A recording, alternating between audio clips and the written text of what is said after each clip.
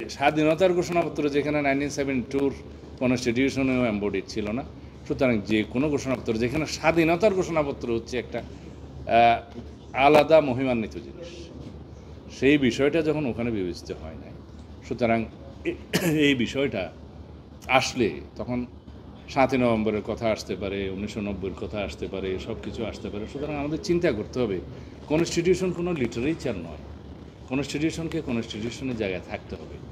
Legitimacy দেওয়ার জন্য, ধারণ করার জন্য চতুর্থ তফসিলে যদি আনতে হয়, ঐক্যমত্য হয়, তাহলে পরে এখানেই সেফটি হিসাবে ক্রান্তিকালীন বিধানের সাথে আমরা গভর্নমেন্টের লেজিটিমেসি প্লাস জুলাই গণ অভ্যুত্থানের সেই ইমোশনকে, চেতনাকে, সেই ঘোষণাকে আমরা ওখানে এমবডিড করতে পারি এবং সেই লেজিটিমেসিটা ওখানেও আসতে পারে এবং সেটা চতুর্থ তফসিলে আসাটা মোর অ্যাপ্রোপ্রিয়েট হবে। এটা হচ্ছে আমার সিদ্ধান্ত নয় বা দলের সিদ্ধান্ত নয়, এটা আপনাদের নলেজের জন্য এই বিষয়গুলো আলোচনায় আসতে পারে।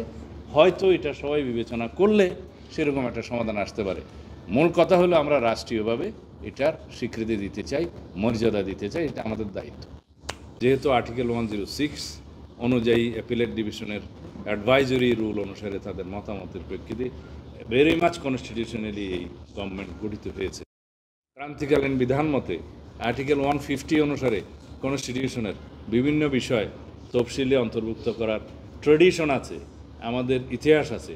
সেই হিসাবে আমরা এটাও চতুর্থ তফসিলে এইভাবে ধারণ করতে পারবো যে আর্টিকেল 106 অনুসারে গঠিত অন্তর্বর্তীকালীন সরকারের এই নিয়োগ এবং কর্মকাণ্ডের বৈধতা ফোর্থ তফসিলে এমবডিড করে একটা লেজিটিমেসি, মোর লেজিটিমেসি দেয়া যেতে পারে। এইগুলো সব বিবেচনায় নিয়ে পরবর্তীতে আমরা সিদ্ধান্ত নিতে পারবো। এটা যেহেতু এখনও সেটেলড হয় নাই, সেই জন্য ফর ইওর নলেজ এবং লেখার জন্য, জাতি জানার জন্য বললাম। সুতরাং আমরা স্বীকৃতি দিতে চাই। কীভাবে দিতে চাই? রাষ্ট্রীয়ভাবে।